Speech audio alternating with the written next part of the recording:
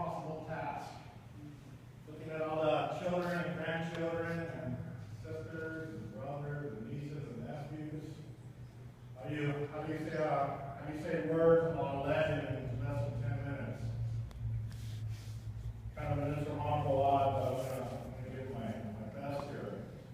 But Pop deserved it. So, family, friends, and loved ones, thank you for being here. On behalf of my brother Lloyd, sister Wendy, sister Valerie, myself, Russ, we're making a long trip here. I know it wasn't easy. Some of you came from different parts of the nation. And to pay your respects to Ray, or as us and the family knew him, especially his grandkids, Coach Pop. First thing I need to do is, I would like to do is recognize the folks here from Pacifica Assisted Living. For those of you that don't know, Pacifica Assisted Living are the ones that have been giving Pop his loving care for the last 5 years. And I need to tell you that they're more than just a business, they're more than a corporation, they're about love. And I thank you guys for being here. I think there were times, those of us that lived close to Coach Pop, whether it be Jonathan or Valerie or Lisa, I think we can all agree that every time we popped into Pacifica and visited Coach Pop unannounced, they were actually not only taking good, loving care of him, they were actually spoiling him. Whenever he would miss dinner, they'd bring him 3 dinners up to his room, and cake and ice cream and all kinds of stuff.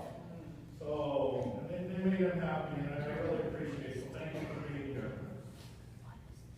I'm sorry I'm not going to thank everybody by name that should be thanked by name, but I'm going to move on here to the time limits. Thank you, Lloyd Jr. and your daughter, Kyla, for making that video with the class that it is made with. Thank you to my niece, Lisa. For those of you that don't know, Lisa has put together one of the greatest, as Coach Pop would say, one of the greatest parties in the universe. Okay? At the end of, after we lay the body to rest in Canyon Country and BC House. I'd like to see you all there. We're going to celebrate 93 years of a great life. Thank you to Rudy for being the businessman, showing off your tremendous experience in education and helping the family. Thank you to John and Marissa. Thank you to Rachel and my late brother Arnold. And thank you to Lisa and her kids for opening your house up to Coach Pop and taking care of him the way you did. And I would like to thank one more person. For those of you that don't know, Pop had a political advisor, a political and entertainment advisor on Sundays only. If you tried to call Coach Pop up on Thursday or Friday and make plans with him for Sunday, what had happened? All you would hear was, sorry, be long, Gilbert's coming over, and we're going to watch some football together or something.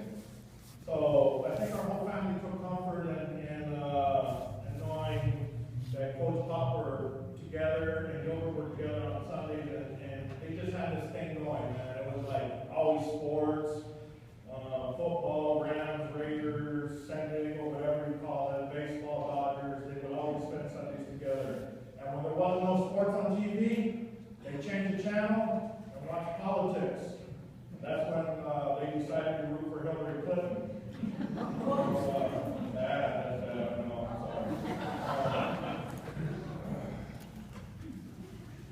So I've been 24 years in the Marine Corps, 38 different countries, 5 different continents, and been on a battlefield or 2.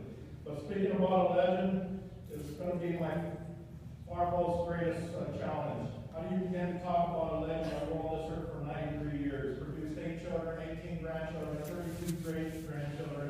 Where you at, baby Anthony? Where you at? You here? Not here. Baby Anthony's making us proud. Of course, I say his name and he doesn't have to be here. Producing the first great-great-grandchild. Pop got to hold him. That was special. Okay, here we go. In 1977, I was 15 years old when I decided to join a gang. Mom and Pop were separated at this time on 1216 Hollister Street in San Fernando, where we grew up with a family. With Pop being gone from the house, I was at ready to do anything I want. Pretty much stay up all night with my friends, drink a little, smoke a little, and do things I'm not proud of to this day.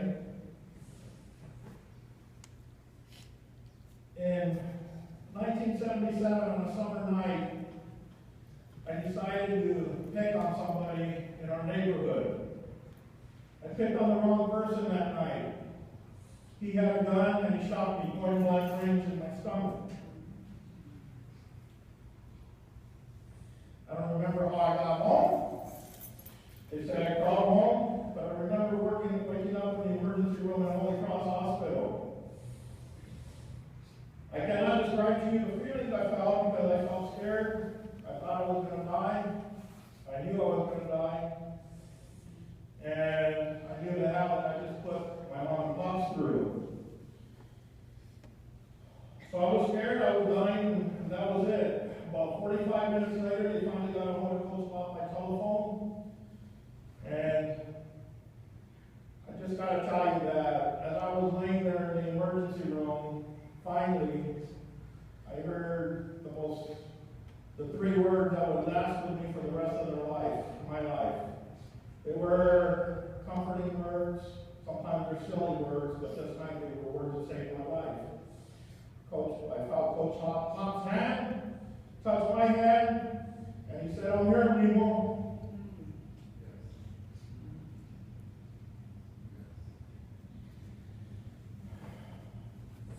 I'm telling you, there was great comfort in that words.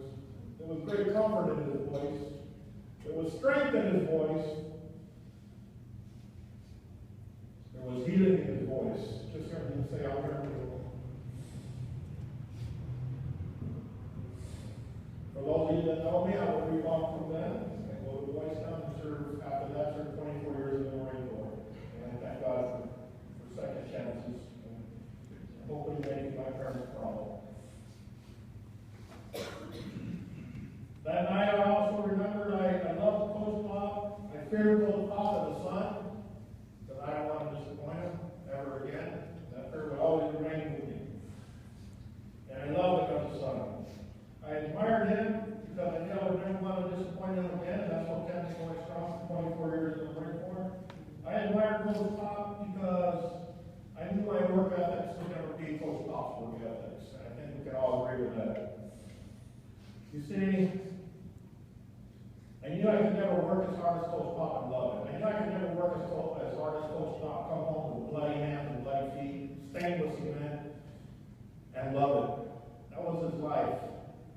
He loved it.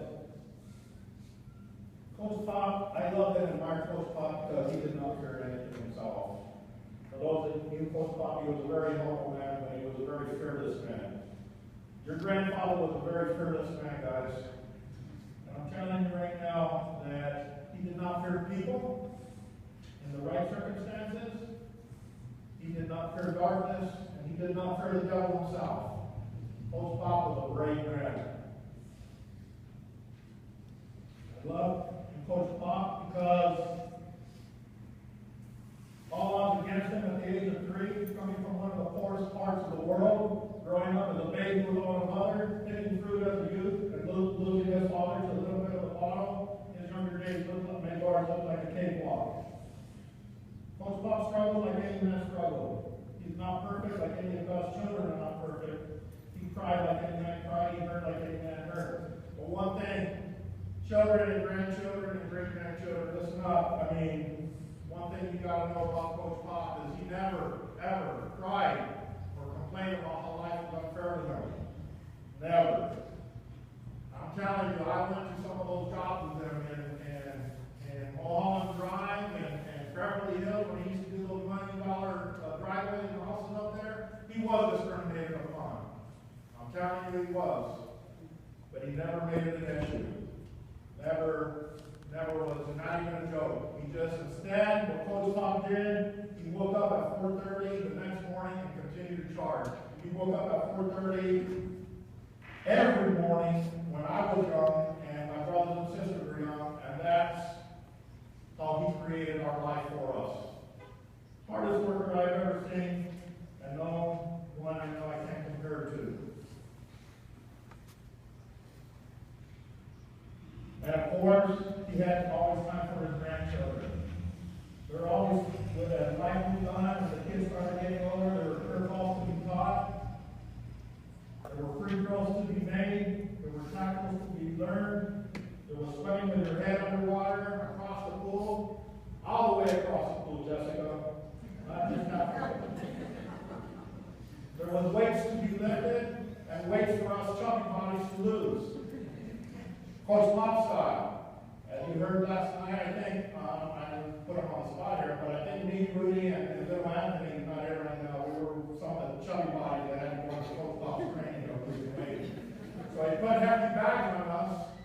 It's not all that bad, sometimes they're clean. But he put hefty bags on us and we sweat it on and we exercise, and sometimes he take us in the car and turn on the heat and lose weight. This was no time for sissy training, this work. This was Coach Pop training. So I ended out here, tell you kids and grandkids, I have a challenge here for you today. The next time a storm comes into your life, I ask you to remember that Coach Pop came from Michoacan, Mexico. The history of this proud indigenous people goes back 6,000 years to the present day. The next time the enemy has you surrounded, whether it be sports, school, or life, remember that the Latin American bloodline running through your veins right now gives you the power to overcome struggle. In that bloodline, you have the power to overcome defeat.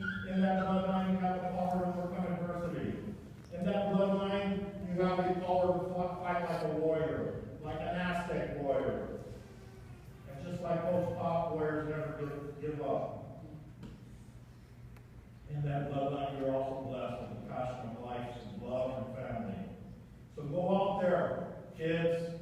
Go out there and conquer the world like Coach Pop did. Continue to make him proud. Continue to make him proud.